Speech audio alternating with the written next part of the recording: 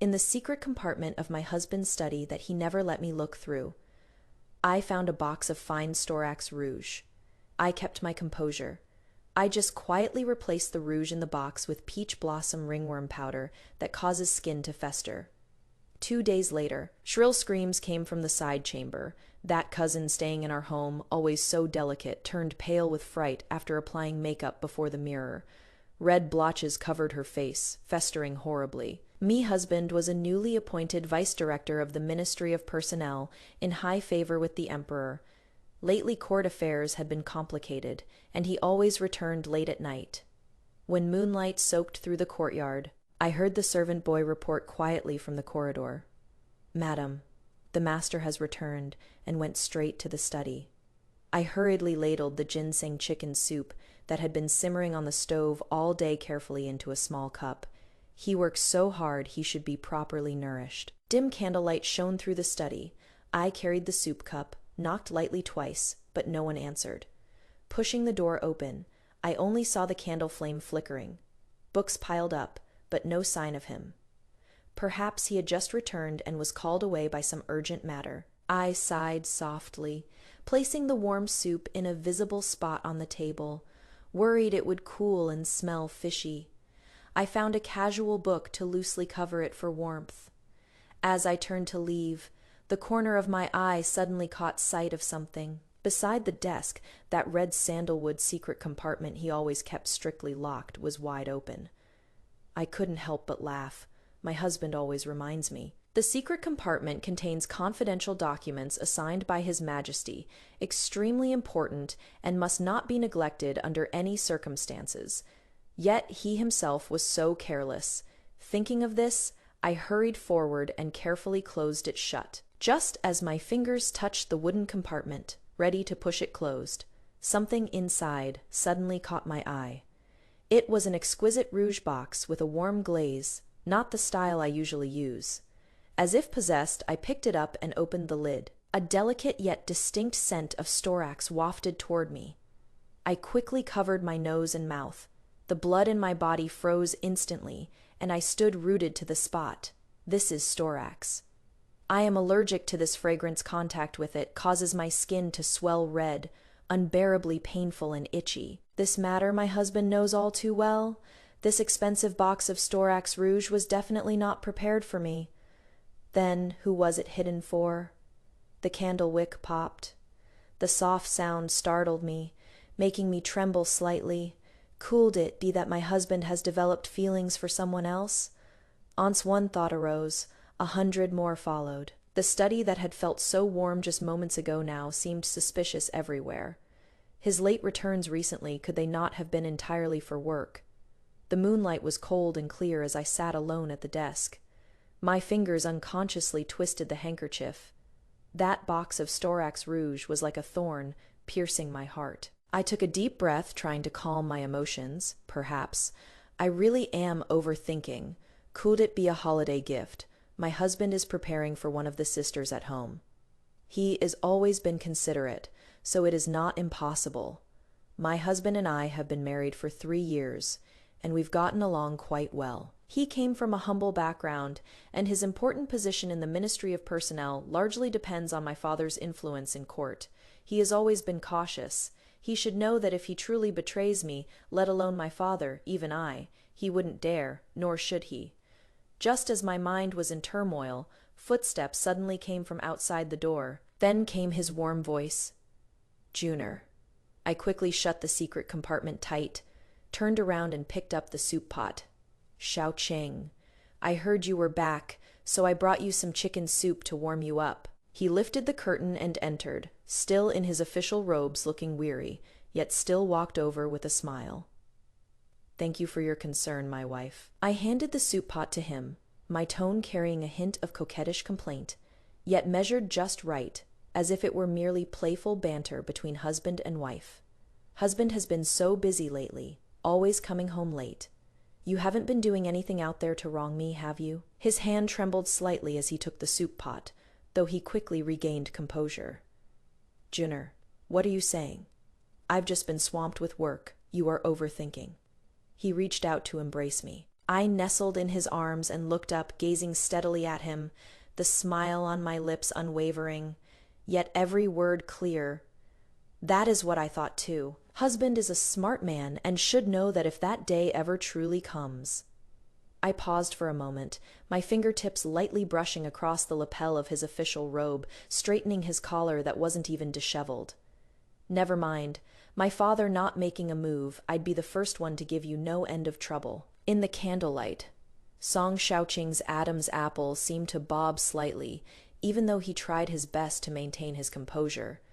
But I clearly saw, in the depths of those usually calm eyes, a flash of almost imperceptible timidity passing by so quickly. Me heart sank, yet my smile grew ever more gentle, as if what I'd just said was nothing more than the most ordinary words of affection. The soup is getting cold, drink it while it is hot, husband. The next day, after Song Xiaoqing had dressed properly in his official robes and left for court, I carried a cup of fresh tea and stepped into the study once more. Under the pretense of tidying his desk, I carefully scanned every inch of the room, books neatly arranged, official documents stacked high. There were no women's belongings whatsoever, nor any trace of rouge or powder fragrance. I felt slightly relieved. Perhaps I really was overthinking things. Just as I was about to leave, my gaze inadvertently fell upon the pine soot ink stick he often used. I recalled that last month, when the finest pine soot ink from Jiangyan was presented as tribute, His Majesty had bestowed 3 sticks upon him. He treasured them so dearly, saying he'd only bear to use them when transcribing texts personally selected by the Emperor. But at this moment, what was dissolving in that inkstone was clearly the unique glossy black luster belonging only to the finest ink stick, mixed with fine gold powder, its exotic fragrance hitting the nose. And what he was copying was merely an ordinary local gazetteer, by no means an important document that would require such extravagant use of precious ink. My heart sank heavily. A terrifying thought flashed through my mind.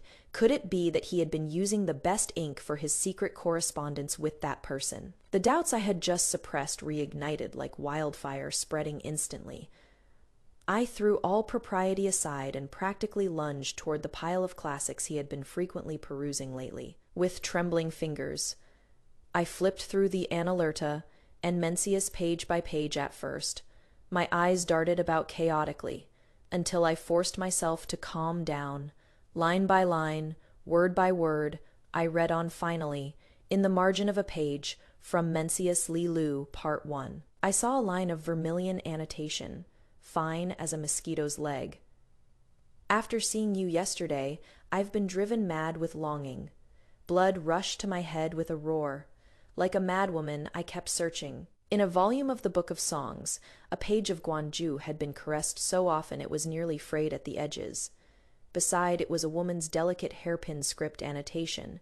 Should a gentleman's longing really be this direct? Below it, in his familiar handwriting, a vermilion reply, "You are my fair and graceful lady. Naturally, I should court you with zither and lute."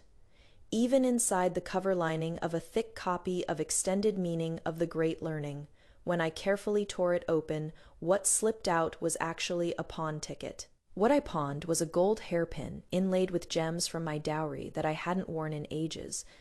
The silver I got for it was no small sum. The ink fragrance, the vermilion annotations, the pawn ticket, and that box of storax rouge, all the pieces came crashing together. What a fine and upright Zhuangyuan he is! What a self-disciplined and proper gentleman he is! A surge of fury shot straight to the top of my head, making me tremble all over, nearly crushing the silk handkerchief in my hands. I truly never would have imagined that such a farce would befall me. The Zhuangyuan of days past, with his grand wedding procession, stretching 10 li, his smile lighting up the capital, the man I once believed would be my partner for life, would treat me like this. Back then, as the legitimate daughter of the Prime Minister, countless young men from noble families and royal princes wore out the threshold of our manor princes. Heirs of noble houses, what kind of talented young man had I not seen? Yet I set my heart on him alone. I watched him study through bitter cold with clear, bright eyes. I watched him dress in simple clothes, yet never bend his principles. I watched him remain neither humble nor arrogant at the Kuanglin banquet. After he became Zhuang Yuan and caught the emperor's favor, he was still just a mere compiler in the Hanlin Academy. It was father who repeatedly recommended him before the emperor, calling him steady, reliable, and worthy of great responsibility. Only then was he transferred to work in the Ministry of Revenue, step by step approaching the center of power, becoming the vice director song that everyone now tries to curry favor with. On the day he married me, he held the red silk ribbon, and before all the guests in the city and the emperor's envoy, spoke each word clearly and solemnly. With heaven and earth as witness, with the sun and moon as proof, I, Song Shaoqing, wish only to be of one heart with Gu Juner, to never part until our hair turns white, and to never betray her. His words still echo in my ears, passionate and sincere, as if it were just yesterday. But how many years has it been? The ink on his vows hasn't even dried. The warmth of his affection still lingers. Yet he has already given his body and heart to another. I gazed at the fallen petals in the courtyard and let out a faint sigh. Men of this world. As that sigh fell, the last trace of tenderness in my heart dissipated with it. I gathered all my emotions, my eyes now still as dead water. I summoned the maidservant to restore everything in the study to its original state, as if no one had ever been there. Only I took out the box of Suhexiang rouge from the secret compartment, scraped out all the balm, filled it with peach blossom ringworm powder that causes skin to swell and fester, then carefully placed it back. I picked up the cup of tea that had long gone cold and slowly walked out of the study. The night was deep when Song Shaoqing finally returned home. His brow was heavy with exhaustion, and he kept saying, "I am tired." After changing clothes, he collapsed onto the bed, and within moments his breathing became steady and deep. I closed my eyes too, pretending to sleep. After about the time it takes for an incense stick to burn, the person beside me began to stir. He only called out tentatively in a low voice twice. "Junner, Junner?" I pretended to be deeply asleep, giving no response. He stopped calling and extremely carefully lifted the blanket to get out of bed, his movements slow and gentle, afraid of disturbing me. I waited for him to leave, then quietly got up, tiptoed, and followed behind him. I saw him enter the study alone. My heart relaxed slightly. Perhaps there was still urgent official business unfinished, and he had only been dozing earlier. I lightly lifted my skirt, just about to turn back to the room, but then I saw him hurriedly walk out of the study again, clearly holding that box of Suhexiang rouge in his hand. He walked quickly past the silent, deserted pavilions and waterside gazebos, heading straight toward the rear courtyard's side chambers. I was stunned for a moment, then made excuses for myself. Perhaps Auntie has been unwell recently, and he is specially going to deliver something to comfort her. After all, elders should come first. Thinking this way, I felt I had been overthinking earlier and nearly wrongly suspected him. However, before this thought could even finish, his footsteps actually stopped at the door of my cousin Li Rao's room. What made my whole body turn ice cold was that the door seemed to have been waiting for him. He didn't knock, just pushed lightly and slipped inside. His movements extremely practiced, so late at night. What was he doing entering the boudoir of an unmarried cousin? I quietly crept close to the window. I only heard Li Rao's usual soft and delicate voice coming from inside the room, but now carrying undisguised joy and intimacy. "Shaoqing Gege, you are finally here." Rower's heart was about to burn with waiting. Boom, like a thunderclap exploding in my mind. Song Shaoqing and Li Raoer, it was her. It was that dear cousin staying in the manor. After my uncle passed away young, father pitied aunt and her daughter for being alone and destitute, and had been supporting them for years. A few months ago, seeing Shaoqing increasingly busy with official duties, I felt lonely in my chambers and made a suggestion to father. I invited aunt and cousin to move into the manor to live with us, partly to fulfill family obligations, and partly for my own selfish reasons. I hoped the household would have more liveliness, with someone to share heartfelt conversations. And so aunt and cousin Li Raoer moved into the side chambers in the rear courtyard. I treated them with utmost care, not only instructing the servants to furnish their quarters meticulously, but ensuring their food, clothing, and daily provisions matched my own standards in the manner. I even often gave Ruer things I couldn't bear to use myself: cloud brocade tributed from Zhongyan, pearl and jade ornaments bestowed by the palace. I pitied her difficult fate and treated her like my own sister. She was sensitive to cold, so I gave her the fine white fox fur mattress from my study. She said she wanted to learn the chin, so I had the Polonia wood chin crafted by a master from my dowry moved to her room. When she occasionally frowned and said she was bored, I would set aside my own affairs to accompany her in admiring flowers, embroidering, and chatting to lift her spirits. Never in my wildest dreams did I imagine. These two people I had poured my heart and soul into caring for. One is the husband I wholeheartedly entrusted myself to, the other is the cousin I pampered endlessly, yet they would do such shameless things behind my back. Thinking of this, my vision went dark. I wished I could kick down that door right now and cut down this ungrateful pair of cheating scum. I subconsciously clenched my fists, nails digging deep into my palms. Only the sharp pain barely pulled back a sliver of reason. No, I must not act rashly now. If I barged in now, what would I gain besides adding to my own humiliation and alerting them? Nothing but watching those two scramble to cover themselves. Or he might simply tear off all pretense, putting me at a disadvantage instead. I held my breath standing outside the window. From inside came Song Shaoking's gentle voice. "Rower, look, this is the newly acquired Suhexiang rouge, the most fashionable one in the capital right now. It suits you perfectly." Before he finished speaking, Li Ru's coquettish laughter rang out. "Shaoking Gege, you always know how to spoil me." Following that came the sounds of the two being intimate. Then their whispers drifted out intermittently, every word like a needle. I heard Song Shaoqing sneer. She just relies on having a prime minister for a father, putting on airs as the main wife all day. When has she ever truly respected me? Unlike my Ruer, who knows how to care for me. Please don't say that, brother-sister, after all, is the lawfully wedded wife.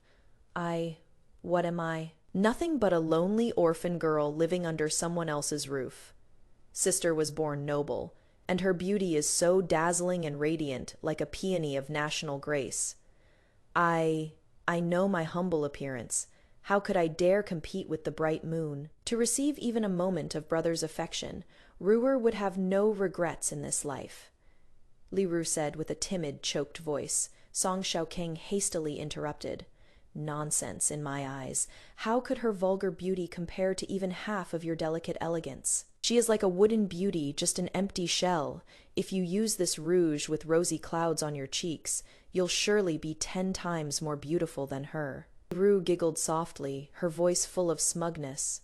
Then I'll wear it for you to see tomorrow. Good tomorrow I shall see. Your delicate and gentle appearance after using that peach blossom rash powder. Will your dear brother Shaoqing still praise you like this, still feel such tender affection for you? Dawn was breaking in the east. I opened my eyes. The pillow and mat beside me held no warmth. I didn't know whether Song Shaoking had returned last night. Now, none of this mattered to me anymore. I leisurely washed and changed my clothes, but my ears were constantly alert to any movements from the west wing. In just a moment, a shrill scream pierced through the morning tranquility, immediately followed by the chaotic sounds of shattering porcelain and maids crying out in alarm. I let out a cold laugh and adjusted the jade hairpin at my temple. Only then did I unhurriedly call for my personal maid. Come, let's go see what is wrong with our cousin. Just as we reached the moon gate outside the west courtyard, I saw maids hurrying in and out with water basins in a fluster. From inside the room came my aunt's anxious wailing. I stepped in slowly and saw her frantically smashing things on the vanity. I strode forward, my voice full of concern. What is going on? So early in the morning, why get so worked up? My aunt was wiping tears beside her. Who knows what unclean thing she touched, but suddenly she broke out in a rash, painful and itchy. I took a closer look. Li Ru's once delicate face was covered with dense red rashes, some already festering and oozing pus. He let out a soft, "Oh my," shaking my head with a sigh. A girl's face is so important, one mustn't be careless. Then I instructed the maid, "Go fetch that box of imperially bestowed jade complexion snowskin cream from the bottom of my cosmetics case." Moments later, the maid presented an exquisite glazed box. The cream inside was pure white, with an exotic fragrance wafting from it. I personally handed it over, pressing it into the hands of Li Rauer, who was slumped over the vanity crying, "Sister, this cream was a gift from the palace. They say it works wonders for promoting circulation and healing skin. Try it quickly, perhaps it can bring some relief." She took it with trembling hands. Something so precious. No matter how precious it is just a worldly possession. My face is more important. She couldn't wait to scoop out a large chunk of the ointment and spread it on her face.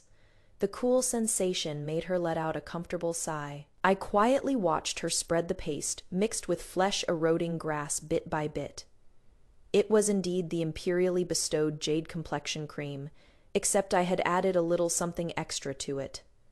This ingredient was enough to rot this face completely, skin and bone alike. Coming back from Ellie Rauer's West Wing, I softly told the personal maid behind me, "Go, spread the word.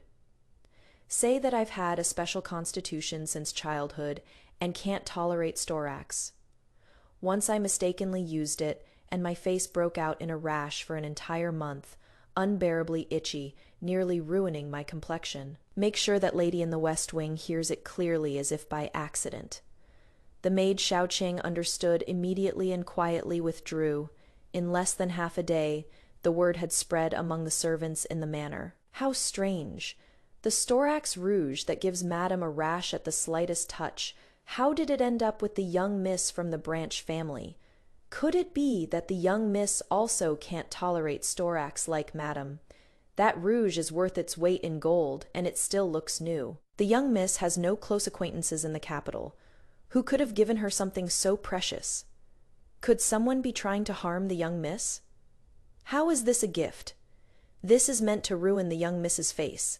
The young miss stays in the inner chambers and hasn't offended anyone, has she? The little maid beside Li Ru was also squeezed in the crowd, her face turning pale as she listened. Good, the fish has taken the bait. At dinner time, sounds of Song Xiaoqing returning to the manor came from the front courtyard. I sat in the inner chamber, leisurely poking at the ashes in the incense burner, quietly waiting for the commotion from over there. Sure enough, it was only a moment. My cousin's crying and cursing shattered the tranquility of the night. "Song Xiaoqing, you heartless beast, you've ruined me. How dare you do this to me?" Only then did I take Xiaoqing's hand and unhurriedly follow the sound. I saw my cousin Li Rauer had completely lost her usual delicate willow-like demeanor. She was wildly clawing at Song Xiaoqing's face with all 10 fingers. "You knew perfectly well that storax couldn't be touched. You knew sister would break out in rashes if she used it, yet you gave it to me," she cried out. Song Xiaoqing was caught off guard, his face already scratched with several bloody marks, both shocked and furious, blocking her clumsily. "Have you gone mad? What nonsense are you spouting? When did I ever harm you? It is because I used the storax rouge you gave me that my face became like this," Li Ru said, crying. Yellowish-white pus was continuously oozing from her face, a horrifying sight. She looked both terrifying and pitiable. I hurried forward, my face showing astonishment. "Husband, cousin, what is going on? Making such a disgraceful scene so late at night. What kind of behavior is this?" "Sister, brother-in-law, he gave me a box of Suhexiong rouge, and after I used it just once, my face turned into this." Li Ru sobbed, covering her face. I feigned a look of shock. "Husband, our cousin is a guest staying in this manor. Even if you wish to look after her, you as her brother-in-law going over me, your legitimate wife, to privately gift her such intimate feminine items, what propriety is this? What intentions do you harbor?" I stared at him, my voice full of the anguish of betrayal. Song Xiaoqing was instantly at a loss for words. his face alternating between pale and ashen. He looked at me, then at his crazed cousin, utterly unable to defend himself. Leroux suddenly froze, then pointed at me fiercely and shrieked, "It is you! It must be you! The rouge brother-in-law gave me was perfectly fine. You must have been jealous of me and poisoned that imperially bestowed jade complexion cream. That is why I've become this hideous monster." Hearing this, my expression darkened. Impudent. That jade snow skin cream was bestowed by imperial grace, registered in the palace records. Are you saying there is something wrong with what His Majesty bestowed? Or are you suggesting that I, the daughter of a prime minister, would have the audacity to tamper with an imperial gift? I stepped forward. Imperially bestowed item, and you dare speak such slander, claiming it is fake. How many heads do you have to spare? I let out a cold laugh. This matter concerns the imperial family's dignity. How dare you make slanderous accusations here, Shaoqing? Take my token tablet immediately and enter the palace overnight to report to the Imperial Household Department. Tell them I need to personally meet with the Empress tomorrow and request that the palace send inspecting nannies and imperial physicians. First, examine that jade complexion cream. Second, examine my cousin's face. We must find out exactly what poison caused this, get to the bottom of it, and clear everyone's name. Leroux was overwhelmed by my imposing manner, instantly scared out of her wits, staggering back a step, unable to utter another word. Song Shaoqing's face turned deathly pale. He knew all too well that once people from the palace came, how could his affair with Leroux possibly escape the sharp eyes of those nannies? When that time came, it wouldn't just be a scandal exposed, but the grave crime of deceiving the emperor. He grabbed my sleeve, his tone nearly pleading. "My lady, you mustn't." "Oh." I slowly withdrew my sleeve, my eyebrows slightly raised, watching his unprecedented dishevelment. What does my husband mean by this? Cousin keeps insisting I poisoned her, slandering me for ruining an imperial gift.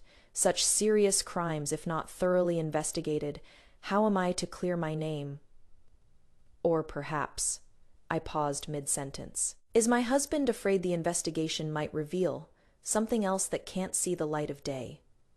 Song Shaoqing was left completely speechless by my retort.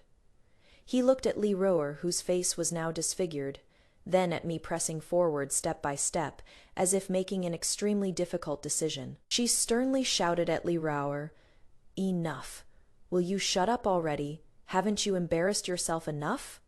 You must have carelessly used something unclean yourself, got an allergic rash, and then randomly applied medicine which caused the festering. And you still dare to drag Madame into this, slandering an imperial gift.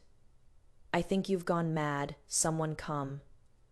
The young miss has lost her mind and contracted a foul illness. She needs rest. Take her back to the West Wing immediately, and without my orders, she is not to step 1 foot out of her room. Leroux stared in disbelief, screaming, "Song Shaoqing, you," but she was immediately gagged by several rough servant women who came forward and forcibly dragged her away. Only then did Song Shaoqing turn to me, squeezing out a fawning expression. "Madam, today's matter. It is all because Rouer was confused. This husband was also momentarily deceived by her, which is why I privately gave her gifts and caused such a commotion. Madam is magnanimous. Please don't upset yourself over this. There is no need to alarm the palace, right?" Looking at his eager to smooth things over demeanor, I slowly let out a sigh. Since that is the case, I shall defer to my husband. It is just that after this incident, my heart truly feels cold. I hope in the future my husband will at least consider our bond as husband and wife and the rules and propriety of this household. Having said that, I took Shaoqing's hand for support and turned to leave. The night was deep and dark. I sat in the inner chamber where candlelight flickered. This matter absolutely cannot be delayed. I immediately summoned the butler. Prepare the carriage, take auntie and cousin to the villa outside the city for recuperation at once. Tell them it is my decision. Cousin's complexion has been damaged, and she needs seclusion to heal in peace. The city is too noisy and unsuitable for her. The servant acknowledged the order and left. In less than an hour, low sounds of commotion came from the west wing. Then everything fell silent, and the carriage quietly departed from the mansion.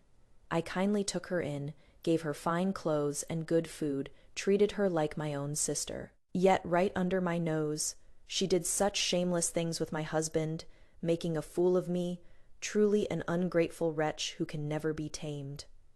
The more I thought about it, the harder it was to quell my anger. I couldn't sleep all night. Early the next morning, I took a sedan chair back to the Prime Minister's residence. In the study, Father was practicing calligraphy. Seeing me enter with an unhappy expression, he set down his brush. "Junner, what brings you back today? Have you been wronged?" Before I could speak, my eyes were already red. "Father, I came back this time to discuss Cousin Rower's marriage with you. She is not young anymore, and staying at my place indefinitely isn't a solution. It is time to find her a home." Father looked somewhat surprised at this. "Oh, why bring this up so suddenly? Is she not comfortable staying at your residence? Has there been a falling out between you two?" I looked at Father, a hint of humiliation welling up in my eyes at just the right moment. "It is not that your daughter can't tolerate her. It is just, Father, that Li Ruer. She was actually having a secret affair with Shaoqing, and your daughter discovered it." "What?" Father flew into a rage, slamming his palm heavily on the desk. "That bastard Song Shaoqing, and Li Ruer, she actually did something so shameless and ungrateful. How dare she humiliate my Junior like this? Does she think there is no one in the Prime Minister's residence?" His face turned ashen with anger. "Junior, you've been wronged. Father will go settle accounts with Song Shaoqing right now." I hurried forward to hold Father's arm, softly soothing him. "Please calm down, Father. It is not worth ruining your health over such people. Your daughter has already taken care of everything and sent Auntie and Ruer to the side residence. But this matter absolutely cannot be left at that." Father suppressed his anger. "What does Junior intend to do?" A cold glint flashed in my eyes. "Your daughter heard that the legitimate son of Vice Magistrate Liu has recently been looking to take a third concubine. That man's reputation, Father. You know well. Since our cousin is so unable to endure loneliness, let's send her there to enjoy her blessings." Vice Magistrate Liu's son was notoriously violent and perverse, either beating or cursing his concubines, and the previous ones had even died under unclear circumstances. Father instantly understood what I meant. "That is excellent. Let her reap what she sowed, lest she cause more trouble in the future and disgrace our family's reputation." He paused for a moment, looking at me. "Then, what about Shaoqing? How will you deal with him?" I said softly. "Him, no rush. My husband's career is going well.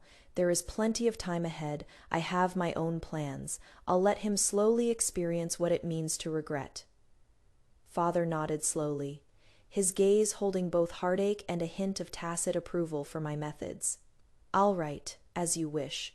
Father will support you in everything." A few days later, when word spread that Li Ruer was to be given as a concubine to the notorious legitimate son of Deputy County Magistrate Liu, the side residence fell into complete chaos. For several days in a row, Aunt came crying and making a scene at the front gate, her hair disheveled, tears streaming down her face, completely losing her former composure. Junner, come out. You can't do this to Ruer. She is your sister. That is a living hell." Her pleas reached me one after another, but I sat quietly in my inner chamber sipping tea, not even lifting an eyelid. After several days of commotion, Father stepped in to placate her. I didn't ask for details.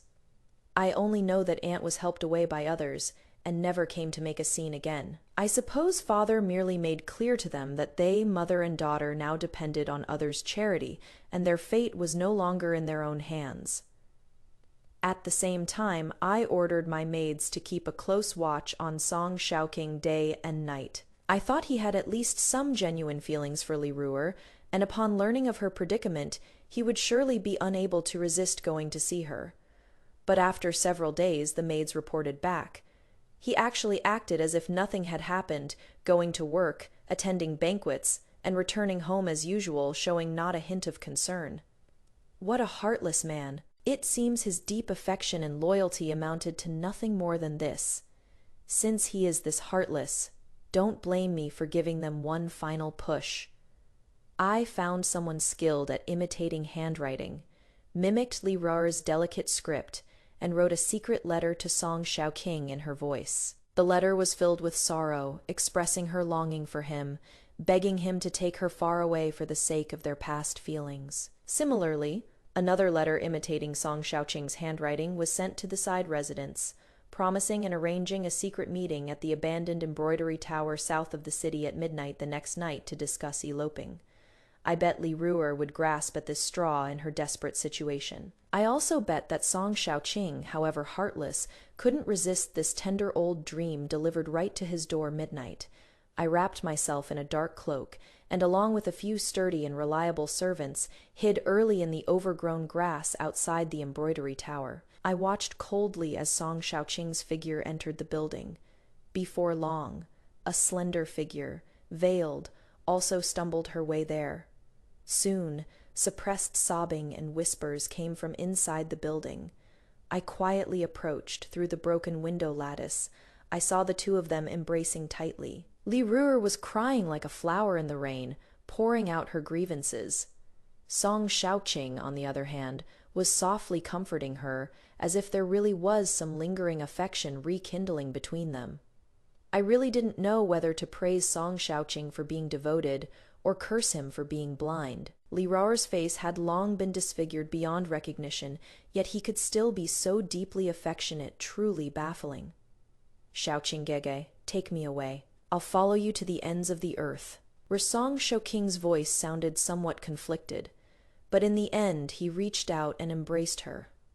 What a touching scene of deep love and devotion. I watched coldly, feeling nothing but irony. Just when their emotions were at their peak, I gave a look to the maidservant beside me. That maidservant took a deep breath, mustered all her strength, and shrieked, "Summon come. There are thieves having an affair. Catch the adulterers."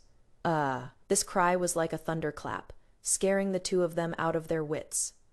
Before they could react, the few burly matrons and jiading I had brought charged in like wolves and tigers. Without any explanation, a burlap sack was thrown over their heads, and clubs and fists rained down like a storm. "Beat them! Beat these shameless dog couple to death!" The matrons cursed while beating. "How dare you meet privately here, corrupting public morals?" In the chaos, the servants who had been arranged beforehand had already run off swiftly to bring the yamen runners who had been notified in advance. Torches instantly lit up the embroidery tower bright as day.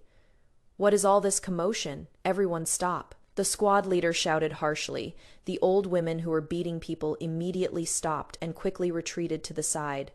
"The constable has come at just the right time.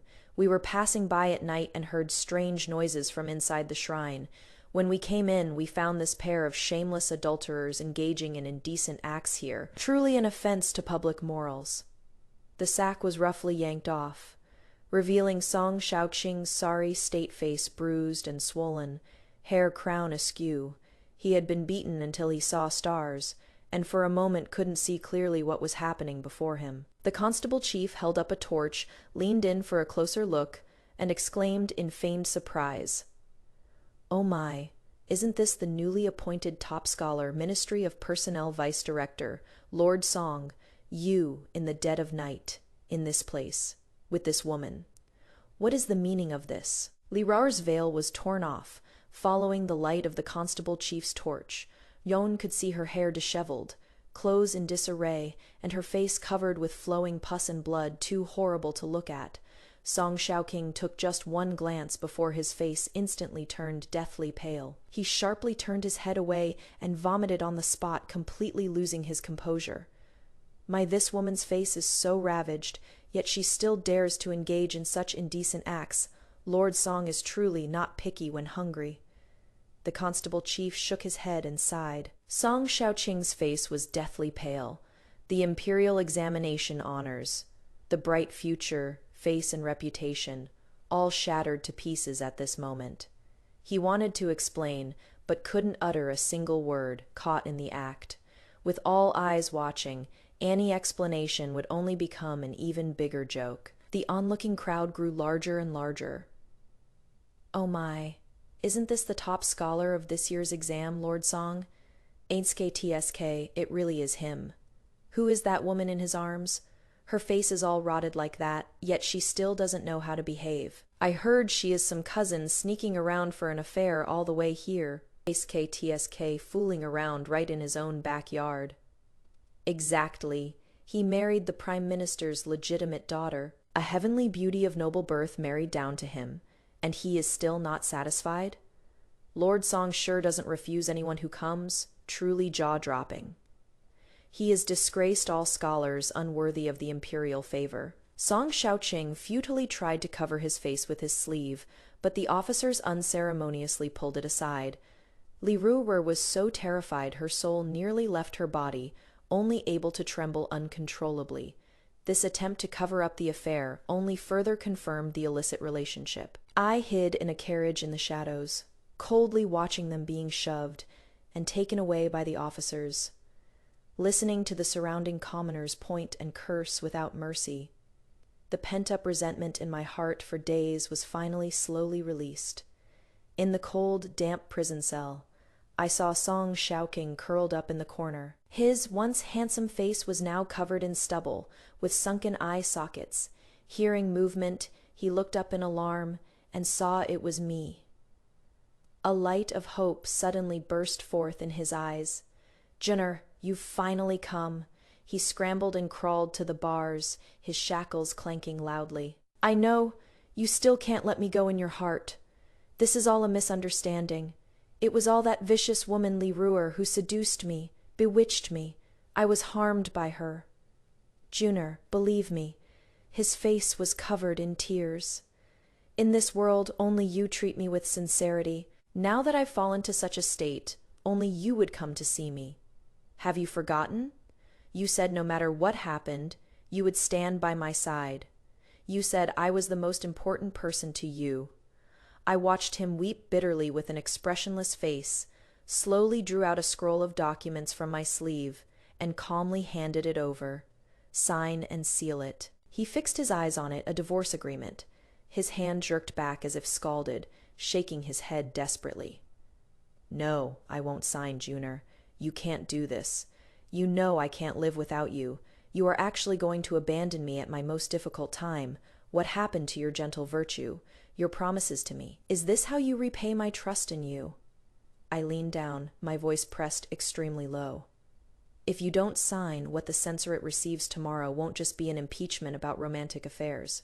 Those secret letters hidden in the deepest layer of the hidden compartment in your study, the ones about dealings with the Canal Gang and embezzling tax silver.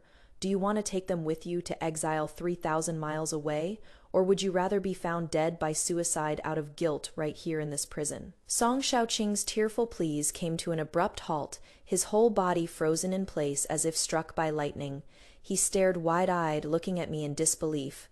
With trembling hands, he finally signed his name. I carefully put away the divorce papers, brushing off my sleeves as if dusting away something filthy. As I turned to leave this wretched place, I didn't look back, leaving only a casual remark. "Oh, by the way, those secret letters, my father should have already presented them to His Majesty by now." I left with a light laugh not long after the imperial edict arrived. Song Xiaoqing was sentenced to execution in autumn for embezzlement, forming cliques for personal gain and moral corruption. The newly appointed top scholar who once basked in glory at the Chuanglin banquet, the vice director of the Ministry of Personnel in the blink of an eye, stripped of all honors, plummeting from the clouds into the mud beyond redemption. On the day of execution, a drizzling rain fell endlessly. The common folk, having heard the news, gathered early along the road to send him off. Rotten cabbage leaves, stinking eggs, even broken rocks rained down like a storm upon that figure wearing a heavy wooden cane and filthy prison garb. Song Xiaoqing's hair was disheveled, his face covered in filth where was the handsome top scholar of days past. I stood still beneath an oil paper umbrella, apart from the crowd, watching from afar. He seemed to spot me among the crowd, and a final flash of madness erupted in his eyes.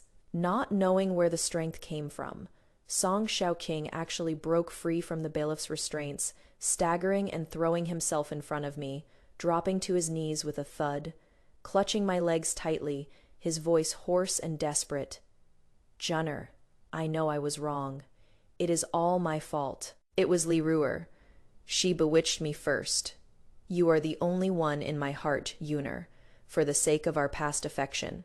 Please beg father-in-law, please beg his majesty, spare me just this once." I coldly watched his pathetic, tail-wagging appearance. Past affection. From the moment you secretly carried on with Li Rao, there is nothing left between us but enmity.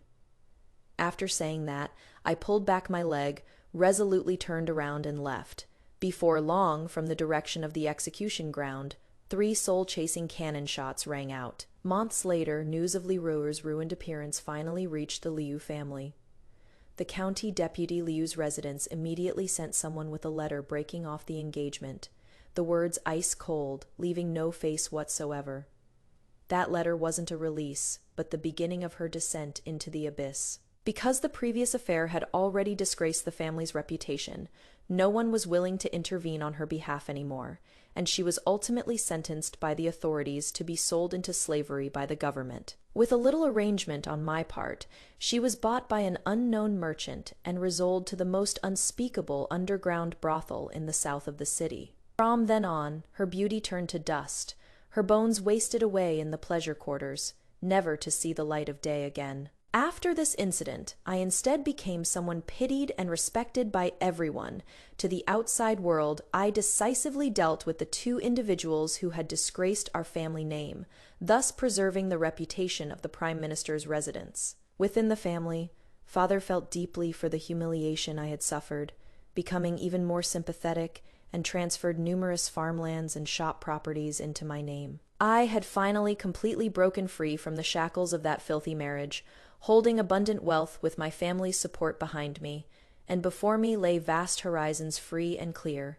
In the capital, this newly appointed top scholar's affair case became the most talked about topic that drew sighs for half a year. The storytellers in tea houses slapped their gavel, narrating this tale of the wicked husband executed at the scaffold, the lowly concubine reduced to a secret brothel with all its dramatic twists and turns. The listeners all clapped and cheered, sighing that heaven's justice is clear for all to see.